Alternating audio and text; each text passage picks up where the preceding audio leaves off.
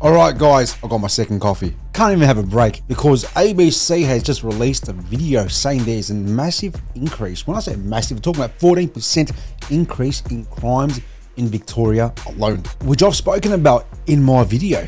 Is Melbourne safe?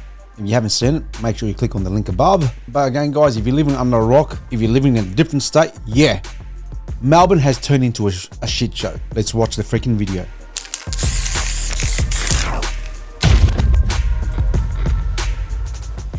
Here we go guys, I'm not a big fan of ABC. Let's continue anyways. Now, there's been a lot of talk about the crime crisis here in Victoria and a lot of action from the state government, but these latest crime statistics really back that. Hold on.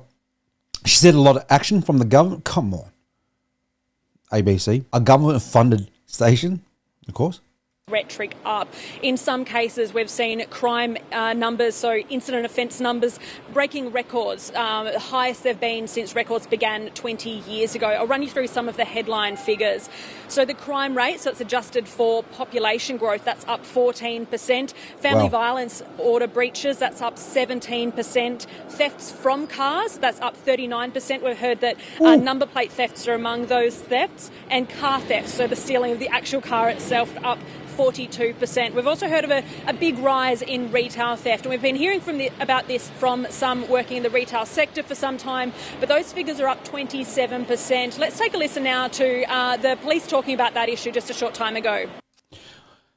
So there you go guys, just to reconfirm my video, is Melbourne safe? With these numbers here guys, it's quite disturbing, isn't it? Quite disturbing. Like, as I was saying guys, there is such a big problem, right? And this is only one section. This is only one problem, crime, right? Because don't forget guys, we've got housing prices, which ties into the homeless. Then we've got, which another video I'm going to do as well, does Melbourne have a drug problem? This beautiful state is riddled with so many problems. And where did it all go wrong? Where did it all go wrong? Let's continue. Certainly the cost of living is at play here. Drugs, technology, organised crime, but in particular, recidivism. There we go. Recidivism. Repeat offenders. Straight up. And here's a copper as well, man. So there you go, man. These guys are reoffending. Remain significant drivers for our crime rates.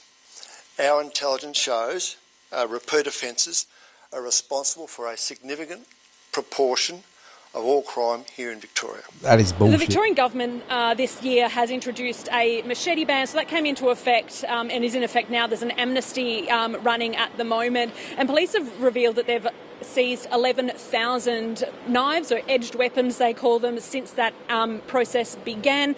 They've also said that controlled weapon offences are up 11%. We've seen some very graphic and violent crimes happening around here in Victoria in relation to machetes. So I'm not buying it.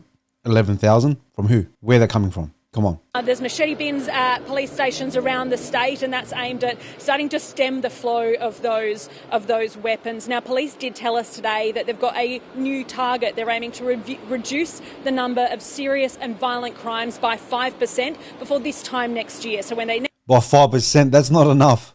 By this time next year, that is not enough. Sorry, guys. If it's up by 14%, right, and they want to reduce it to 9%, I don't want to be that freaking statistic. I don't want to be part of that 9%. I don't want my kids to. I don't want you guys to be part of that 9%. That is not enough. Next stand up and talk about the crime statistics, they'll expect some of these figures to be 5% lower.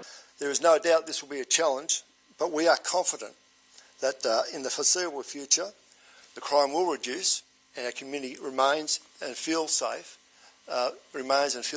as possible. The Victorian government has been making big moves to try to tackle this crime problem here. They've been changing bail settings, and those bail settings will change progressively up until about March next year, in addition to banning machetes. But we're hearing from police that they also want a bigger focus on prevention, and we were told today that they'll have some kind of announcement and a bit of a shift of their focus within the next couple of weeks. We're told by October sometime. So it's very clear at the moment that while these crime statistics, they are, to a degree, I'm sure for many, a bit alarming. We're told that it's a work in progress to start bringing them down. I'll call BS on this article, right? I'll call BS on this news video clip. The government's trying. The government's doing something. The government's doing jack shit.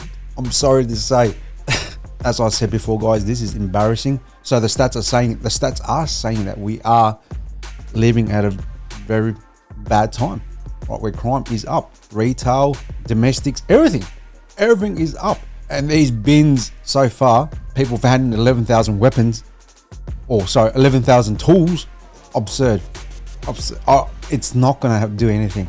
Right? Say for example, they remove all the machetes. Right, you reckon these guys are not going to grab Safeway poles, trolley poles, or they're not going to grab baseball bats? They're not going to find other means?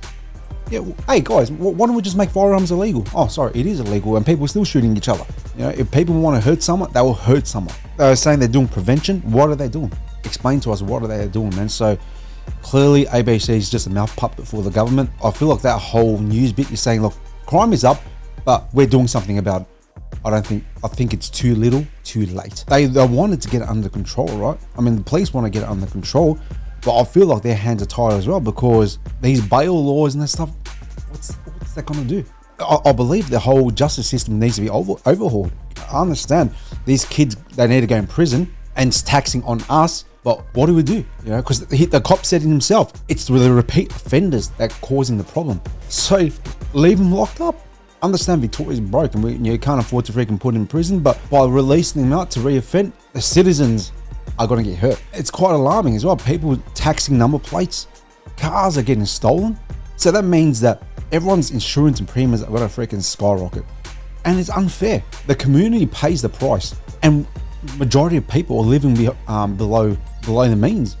Right? So we're going to be hit more with insurance, and we've got daddies out there doing patrols in their own time where they're already exhausted, and then they still go to work the next day. The community is suffering. It's become an absolute joke, man. These days, when people type in Melbourne, man, is generally just literally a shit show. Like, you got cops these days, and they're not even armed with tasers. You know what I'm saying? You got stations that are not even manned. This news article here is trying to say that they try to portray that the machete bins are a success. 11,000 handed in. Wow, absolute BS, man. But anyways, guys, thank you very much. Make sure you like, share, comment, and let me know what you think, and hit the hot button. Thank you very much. Tomorrow I'll release a fun video, bun me video. Anyways, guys, peace out. Bye. Okay, let's go. Someone here, he doesn't want to be filmed, but it's alright. But he's a local here, so what do you feel about St Kilda? I don't really feel safe living here, to be honest, yeah. So you reckon St Kilda's worse? Absolutely. Things have gone to hell. There's no other way to say it.